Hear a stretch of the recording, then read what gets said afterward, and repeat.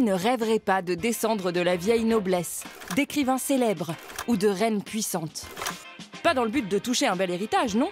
Juste pour faire partie d'une longue lignée légendaire. Certains États-nations, eux aussi, ont glorifié leur histoire.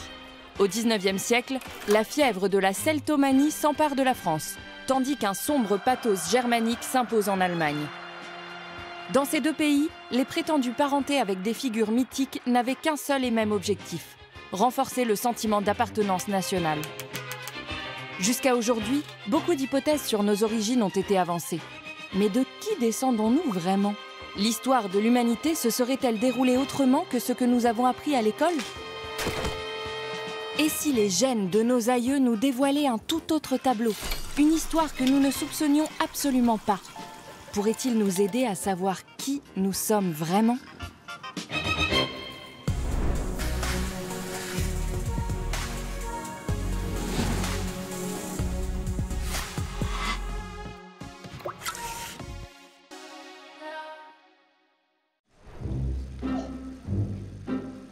Commençons par faire un saut dans l'histoire de notre propre famille. Il y a d'abord nos parents, nos grands-parents et nos arrière-grands-parents. Mais c'est quand on s'intéresse aux générations bien antérieures que cela se corse. D'où venaient donc nos ancêtres? La question d'où venons-nous, c'est évidemment une question scientifique, mais avant tout c'est une question métaphysique. Et c'est une question que tous les hommes se posent. Alors dans les sociétés occidentales, ça a été longtemps un mythe d'origine d'essence religieuse. Et ces récits ont déclenché des guerres de religion. Ceux qui estimaient posséder l'origine la plus noble se sentaient supérieurs aux autres et pouvaient alors facilement les soumettre, les convertir ou les réduire en esclavage. L'histoire qui retrace nos origines est loin d'être sans conséquences. Elle influence notre présent et notre avenir. Mais comment savoir où se cache la vérité? Après tout, nous ne pouvons pas interroger nos ancêtres. Du moins, c'était encore récemment impossible, jusqu'à ce que nous parvenions à déchiffrer ce que nos aïeux ont laissé derrière eux. Les informations sur nos origines sont stockées dans nos gènes. Notre génome est une sorte de manuel d'instruction qui renferme toutes les caractéristiques de notre être. Ok. Il faut faire preuve d'un peu de fantaisie, mais imaginons que ces légumes représentent un génome humain. Et je vais maintenant le découper. Notre ADN est tout simplement une longue chaîne de molécules appelées nucléotides. Et il en existe 4 types différents, les A, les C, les G et les T. Plus de 3 milliards de ces nucléotides, enroulés dans nos chromosomes, constituent notre patrimoine génétique. Notre génome ne contient pas seulement des informations sur nous, mais aussi sur nos ancêtres, tout simplement parce qu'ils nous les ont transmises. Notre patrimoine génétique provient à la fois de l'ovule de notre mère et du spermatozoïde de notre père, de la même manière que le leur est issu de leurs parents. Nous portons en nous à la fois les gènes de nos parents, de nos grands-parents et de leurs aïeux. Notre génome peut nous fournir une mine d'informations aussi bien sur le passé que sur le présent. Notre génome est la somme de nos ancêtres, puisqu'une part de leur patrimoine génétique subsiste en nous. Et à l'inverse, nous pouvons identifier nos ancêtres si nous retrouvons nos gènes dans leurs os. C'est fou que ces vieux ossements abritent encore de l'ADN. L'ADN est une molécule très stable, capable de résister à plusieurs millénaires. Et nous pouvons en prélever sur de vieux os et le déchiffrer à l'aide de séquenceurs. Le décryptage de l'ADN de nos ancêtres est une technique révolutionnaire. Qu'on ait affaire à des néandertaliens ou à nos propres aïeux. Ça nous permet de savoir comment ils se sont répandus dans le monde entier et adaptés au fil des siècles. On est ainsi capable de reconstituer l'histoire de l'humanité des 50 000 dernières années simplement à partir de vieux os. Les restes de nos ancêtres ont commencé à nous dévoiler leur histoire, et donc aussi la nôtre. Va-t-il falloir tout réécrire? Une question qui a longtemps été difficile à résoudre, c'est la question de la diversité des hommes actuels. Donc pourquoi les hommes qui vivent sur les différents continents sont un petit peu différents. Et donc bien avant qu'on s'intéresse à ça d'un point de vue scientifique, il y avait déjà un débat, on peut remonter facilement au XVIIIe siècle et même avant, entre ce qu'on appelait les monogénistes et les polygénistes. Selon nos manuels scolaires, c'est ici, en Afrique, le fameux berceau de l'humanité, que vivaient nos plus anciens ancêtres. Mais que s'est-il passé ensuite ? Il y a environ 2 millions d'années, on commence à trouver en dehors d'Afrique des représentants de l'espèce Homo erectus, donc qui colonisent l'Eurasie qu'on trouve dans différentes régions de l'Ancien Monde. C'est à ce moment-là que se développent de nouvelles espèces d'hominidés, telles que l'homme de Pékin en Asie, l'homme de Flores en Indonésie, l'homme de Néandertal en Europe et l'homme de Denisova également en Asie. Les deux modèles qui se sont opposés pour expliquer l'origine de la diversité actuelle sont d'un côté une évolution locale de ces formes qui auraient donné, entre guillemets, les races actuelles. Selon le modèle dit d'origine multirégionale, les individus vivant sur différents continents auraient pour ancêtres divers groupes d'hominidés. Mais qu'en est-il de l'autre modèle ? L'autre modèle qui était discuté en parallèle, c'était l'idée que l'Homo erectus avait évolué pour donner notre espèce, Homo sapiens, en Afrique, et que c'est cet Homo sapiens qui, lors d'une nouvelle sortie d'Afrique, était venu remplacer toutes ces formes archaïques dans différentes régions du monde. Du point de vue européen, il s'agit là d'une première question clé pour déchiffrer notre identité. Soit nous appartenons tous à une même grande famille, soit nous nous sommes déjà éloignés il y a des centaines de milliers d'années. Alors les monogénistes, c'était des gens qui étaient attachés au dogme biblique. Et donc pour eux, il n'y avait pas de débat, puisque l'origine de tous les hommes actuels, eh bien, c'était Adam et Ève. Donc, face à eux, il y avait des gens qui étaient des polygénistes et qui expliquaient que, dans le fond, s'il y avait, entre guillemets, des races différentes, c'est parce que ces races avaient des origines différentes.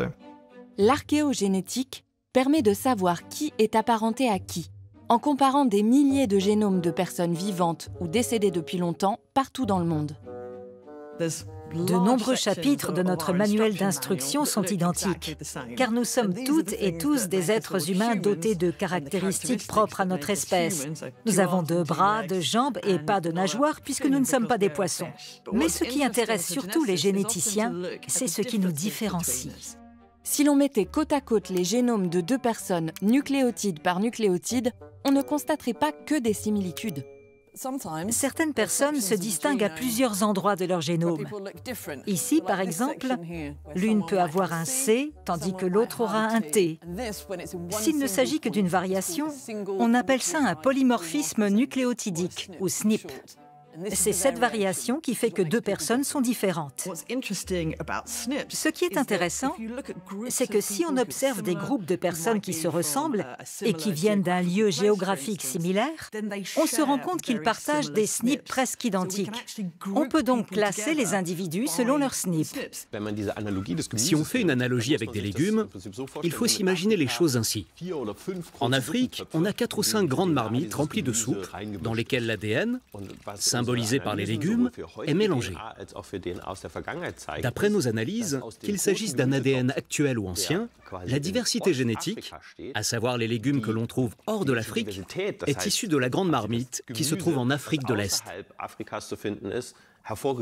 Si les humains étaient apparus en parallèle sur Terre, on aurait une marmite différente sur chaque continent. Mais on a pu démontrer que les humains vivant hors du continent africain étaient issus de la marmite d'Afrique de l'Est. Tous les habitants de la planète sont génétiquement identiques à 99,9%. Les seuls détails qui les différencient prouvent que tous les humains, qu'ils soient en Europe, en Russie, en Amérique, en Australie ou en Chine, sont issus d'une seule et même marmite. Cela signifie aussi que la notion de race, qui différencie Africains, Européens et Asiatiques, et qui découle de l'hypothèse multirégionale selon laquelle différentes espèces humaines sont apparues sur les continents, n'a absolument aucun sens. L'hypothèse de l'origine africaine de l'humanité est largement approuvée par la communauté scientifique. Elle constitue la base de toutes les pièces du puzzle de notre proto-histoire. D'anciennes découvertes au Proche-Orient ont révélé que l'Homo sapiens n'a jamais cessé de migrer vers l'Europe. À partir de, disons, 50 000 ans, c'est un autre processus qui se produit, qui va pousser des groupes qui vivent au Proche-Orient à se déplacer dans les moyennes latitudes de l'Eurasie, vers l'Asie centrale, vers l'Europe. C'est donc en tant que migrant que l'Homo sapiens, l'homme moderne, arrive en Europe, où l'homme de Néandertal vivait déjà depuis plus de 300 000 ans. Les premières analyses ADN réalisées dans les années 1990 semblent réfuter tout lien de parenté entre eux. Il ne s'agissait toutefois que d'un fragment d'ADN. En 2010, on a obtenu des données pangénomiques, c'est-à-dire qu'on a déchiffré pour la première fois le génome de l'homme de Néandertal. Et ce qui est passionnant, c'est qu'on a découvert qu'il y avait quand même 2% d'hommes de Néandertal en nous. C'est très peu, mais ces 2% se retrouvent chez tous les êtres humains hors du continent africain. Néandertal, mon amour. Pourtant, ne nous a-t-on pas enseigné que l'Homo sapiens a rapidement supplanté l'homme de Néandertal parce qu'il était plus intelligent, plus résistant et plus civilisé? Il faut bien comprendre que ça n'est pas une vague irrésistible de peuplement, ce sont des petits groupes de quelques centaines de personnes qui s'installent alors en Europe, un peu à la périphérie du monde des hommes de Néandertal. Pendant longtemps, l'Homo sapiens s'est rendu par vagues successives en Europe, une zone glaciale à l'époque, sans s'y implanter pour de bon. L'évolution des hominines, c'est surtout une grande histoire d'extinction. C'est une grande histoire d'échec de tas de groupes qui finalement ne prospèrent pas, finissent par s'éteindre, sont remplacés par d'autres. L'homme de Néandertal s'est éteint il y a environ 39 000 ans, tandis que l'homme moderne a survécu. Mais qu'est-ce qui les différenciait véritablement ? On sait qu'à l'échelle de l'Europe, il y a une coexistence de plusieurs milliers d'années entre des Néandertaliens et des sapiens. Ça veut dire que, d'abord, la différence, elle n'était pas absolument énorme, mais il se trouve que les sapiens avaient, alors on peut dire, un meilleur succès reproductif. Ils ont fini par avoir plus d'enfants qui survivaient mieux. Et puis, ils avaient probablement aussi une meilleure capacité de s'adapter dans des milieux difficiles ou des milieux qui changeaient. La thèse selon laquelle l'Homo sapiens était supérieur à l'homme de Néandertal est aussi fausse que celle qui affirme que nous avons supplanté ce dernier. Bien au contraire, nous avons même hérité de ses gènes et de certaines de ses facultés. L'une d'entre elles est notre capacité à distinguer le goût amer des végétaux, voire à reconnaître différents types d'amertume, ce qui a probablement constitué un avantage en termes d'évolution, car les humains étaient capables d'identifier des plantes vénéneuses à leur goût plus amer. Certains de nos gènes sont liés à notre immunité. Ils constituaient sûrement un avantage face aux agents pathogènes qui existaient en Europe, où l'homme de Néandertal a vécu avant nous. Les Européens d'aujourd'hui seraient donc les descendants de ces survivants? Dans ce cas, nos ancêtres et nous devrions avoir des modèles génétiques très similaires. Quand on remonte le temps, ce n'est pas ce qu'on constate. Nous avons au contraire identifié des signatures génétiques très différentes. Et cela a été très instructif lorsque nous avons découvert d'où étaient issus ces modèles. Attendez une minute. Les Européens sont pourtant génétiquement identiques à 99,9%. On peut donc lire comment la population européenne s'est jadis transformée à partir des 4 millions de différences restantes dans le génome? Si on repense à notre marmite, c'est comme si on puisait une louche de soupe dans une génération et qu'on la transmettait à la suivante et qu'on répétait cela de génération en génération. Du coup, la composition de la soupe évolue, avec plus ou moins de petits pois ou de céleri. Les génomes des populations européennes des 10 000 dernières années ne sont donc pas une mixture homogène, mais présentent des différences très instructives. On a constaté que la soupe s'était tout à coup modifiée, en raison de l'ajout d'un nouvel élément, d'une louche issue d'une autre marmite. En d'autres termes, de nouvelles populations se sont ajoutées. L'archéogénétique rend visibles les bouleversements survenus il y a bien longtemps et nous fournit des informations d'une précision incroyable sur la manière dont les humains sont devenus ce qu'ils sont aujourd'hui. Dans le génome des humains actuels en Europe, on retrouve les traces de 3 types d'origine. Il s'agit donc de 3 soupes différentes, qui en se mélangeant, ont donné naissance à celles que nous retrouvons dans le génome actuel des Européens. La première marmite contient les gènes des chasseurs-cueilleurs, qui ont vécu en Europe pendant plusieurs dizaines de milliers d'années à l'époque glaciaire. Les hommes préhistoriques, que nous nous imaginons généralement comme ceux-ci, ne sont donc pas nos seuls ancêtres. Et au fait, qu'est-ce qui nous prouve qu'ils avaient la peau blanche ? Lors d'une vaste étude, on a extrait et séquencé l'ADN d'un individu très particulier et emblématique de la Grande-Bretagne, appelé Cheddarman.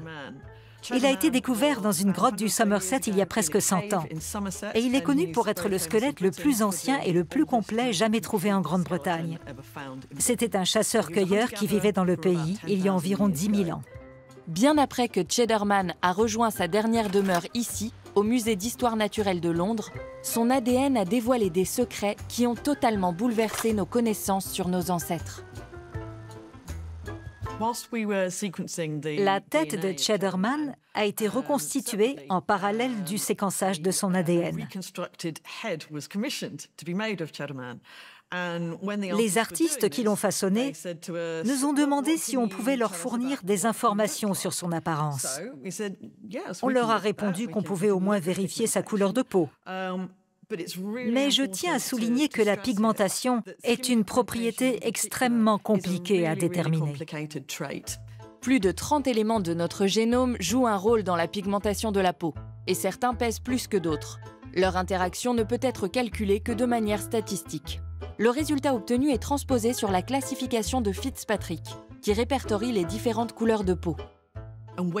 Nous avons analysé l'ADN de Cheddarman à l'aide d'outils modernes et les données que ceux-ci ont générées indiquaient qu'il se trouvait dans la catégorie des hominidés à la peau foncée, voire noire. Et ce n'est pas tout. Cheddarman avait également les yeux bleus. Il ne correspondait donc absolument pas à l'image que nous avions des chasseurs-cueilleurs de l'âge de glace. Les idées que nous nous faisons de nos ancêtres et de notre passé sont donc peut-être erronées. Une découverte qui ne semble pas plaire à tout le monde. Si je m'attendais à de telles réactions, oh que non! Disons que l'étude en question a fait plus de bruit et suscité plus d'émotions que prévu.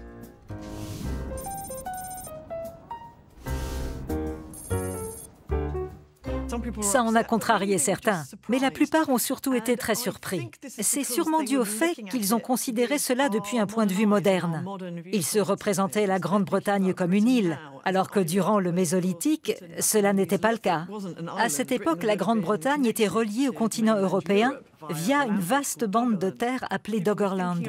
Et on ne peut pas vraiment dire non plus que Cheddarman a été le premier Britannique. Les premiers véritables habitants de ce qui est aujourd'hui la Grande-Bretagne avaient disparu il y a 25 000 ans, soit à l'apogée de la dernière période glaciaire, comme presque tous les humains d'Europe. D'après ce que nous savons, il n'y a qu'une seule zone où des humains ont survécu à cette époque. C'était dans la péninsule ibérique, en Espagne et au Portugal, et sur une partie des côtes méditerranéennes et atlantiques de la France. Ces humains se sont à nouveau répandus dans toute l'Europe après la fin de la période glaciaire. Grâce à Cheddarman et à d'autres découvertes datant de l'âge de pierre, nous en savons un peu plus sur ces chasseurs-cueilleurs, dont nous portons encore en nous quelques traces génétiques. Ce que la découverte de Cheddarman nous a appris, c'est que notre représentation de nos origines est en fait loin de la réalité. Les personnes qui vivent aujourd'hui dans une région donnée ne sont pas nécessairement les descendants de celles dont les restes ont été retrouvés au même endroit. Il y a 8000 ans, un grand changement s'est opéré. L'agriculture s'est développée et on s'est longtemps demandé si cette pratique était une évolution culturelle. Les humains en ont peut-être eu assez de la chasse et de la cueillette et ont commencé à construire des maisons et à élever des animaux. Ou alors, certains groupes d'hominidés sont arrivés et ont introduit l'agriculture. En d'autres termes, une partie d'entre nous n'est peut-être pas originaire d'ici et a migré vers l'Europe en apportant avec elle une pratique qui a fait notre succès. En Anatolie, ainsi que dans toute la région du Croissant fertile, on a retrouvé des traces vieilles de plus de 10 000 ans qui prouvent que les populations cultivaient des céréales et élevaient des animaux. Elles ont construit des habitations au lieu de se déplacer avec des tentes, ce qui leur permettait de nourrir un plus grand nombre d'enfants. Cette révolution néolithique a été la clé de notre réussite, y compris en Europe. Nos génomes du passé ont montré que ce n'étaient pas seulement des idées et de la culture qui se sont répandues, mais surtout des humains. Les premiers agriculteurs d'Europe centrale ou de l'Est sont génétiquement originaires d'Anatolie à presque 100%. Ce sont des immigrants qui ont apporté l'agriculture depuis leur région natale. Les agriculteurs néolithiques colonisent peu à peu l'Europe. Ils parviennent à s'implanter dans les îles méditerranéennes et jusqu'à l'actuelle Grande-Bretagne. Ils constituent bientôt la majeure partie du pool génétique européen. Les anciens habitants du vieux continent se retirent quant à eux dans les moyennes montagnes. Cela signifie que les chasseurs-cueilleurs ont coexisté avec eux, mais de moins en moins. Et on perd leurs traces il y a 5000 ans, du moins en Europe centrale. Pour se faire une idée de l'apparence des humains dont la signature génétique a dominé l'Europe pendant des millénaires, on peut prendre comme exemple Ötzi, le fameux homme des glaces qui y vivait il y a plus de 5300 ans. Les paysans anatoliens avaient entre-temps colonisé les Alpes. Des études récentes ont révélé qu'Ötzi avait lui aussi une peau plus foncée qu'on ne le pensait, mais tout de même plus claire que celle de Cheddarman. Et cela pourrait avoir un lien avec son alimentation. Les humains ont besoin de vitamine D pour leurs os et pour leurs muscles. On peut également synthétiser de la vitamine D grâce à certains aliments qu'on ingère, comme de la viande rouge, du poisson gras tel que le saumon, mais aussi du foie et même des champignons. Le régime alimentaire des chasseurs-cueilleurs était riche en la matière. Lorsque les agriculteurs de l'âge de pierre se sont mis à consommer des céréales, ils ont absorbé moins de vitamine D via leur alimentation. Leur corps devait alors en produire davantage grâce à la lumière du soleil. Et cela est d'autant plus facile quand on a la peau claire. C'est donc cette transition entre le chasseur-cueilleur et l'agriculteur qui a modifié l'alimentation des humains et qui a fait en sorte que les individus à la peau claire soient avantagés génétiquement. Tout ce qui est utile se transmet de génération en génération. On peut donc supposer que les Européens d'aujourd'hui constituent un mélange de chasseurs-cueilleurs qui vivaient ici il y a environ 10 000 ans et aussi d'agriculteurs venus d'Anatolie. Mais il manque encore une troisième composante. La recherche de cette troisième population relève d'un vrai travail de détective. De qui peut-il s'agir? Et surtout, d'où peut-elle bien venir?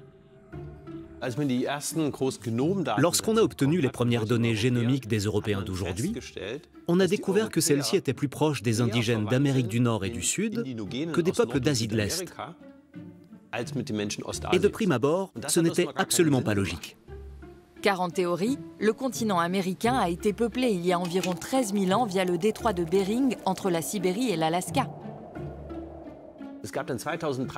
Une nouvelle découverte en 2013 nous a permis d'analyser un génome de Sibérie qui constituait une passerelle génétique entre l'Europe et les Amériques du Nord et du Sud.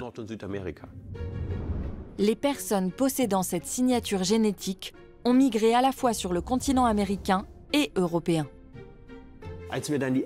Mais lorsqu'on a analysé les génomes des premiers agriculteurs et des chasseurs-cueilleurs, on a constaté que cela ne pouvait pas être eux.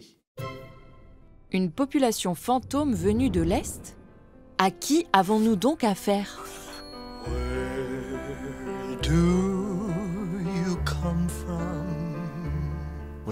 Et quand on a analysé des génomes datant d'environ 5000 ans, c'est là qu'on a constaté un changement.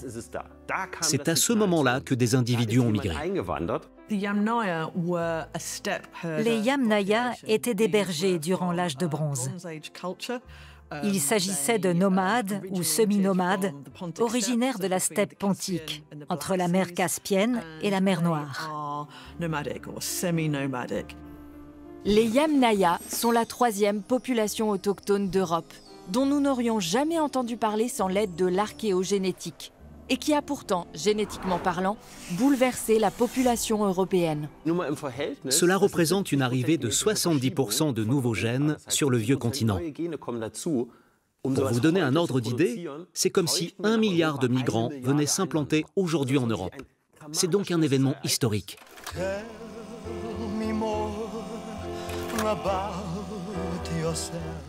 Les personnes qui ont migré vers une Europe alors quasi déserte ont été qualifiées de guerriers des steppes, des guerriers un peu plus civilisés. Les Yamnaya ont été présentés comme des Germains primitifs, voire comme des soi-disant Aryens. Certains les ont vus comme un peuple primitif supérieur. Mais que savons-nous d'eux au juste? Ce n'étaient pas des guerriers à cheval. C'étaient des bergers. Il s'agissait plutôt d'éleveurs nomades et non pas de cow-boys ou de hordes d'individus envahissant et exterminant la population locale. Cela ne semble en tout cas pas avoir été le cas. C'est à peu près à la même époque que la peste serait apparue pour la première fois en Europe. C'est elle qui aurait décimé les populations locales. Mais aucune trace de ce type d'épidémie n'a été retrouvée. Nos gènes nous montrent certes que quelque chose de grave s'est produit il y a environ 5000 ans, mais il est impossible de savoir quoi exactement.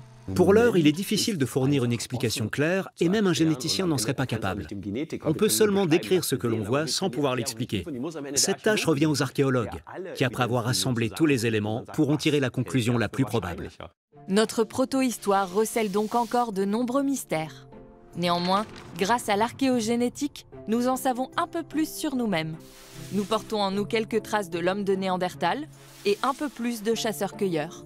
Sans oublier les signatures génétiques typiques des peuples des steppes ayant migré vers l'Europe.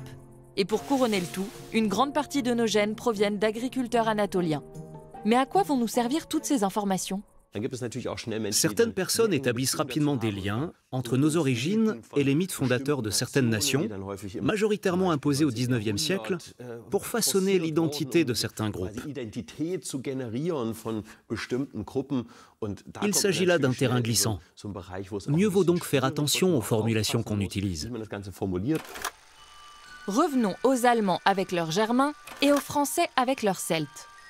Si l'ascendance de peuples aux caractéristiques particulières est censée renforcer le sentiment d'appartenance nationale, qu'en est-il réellement ?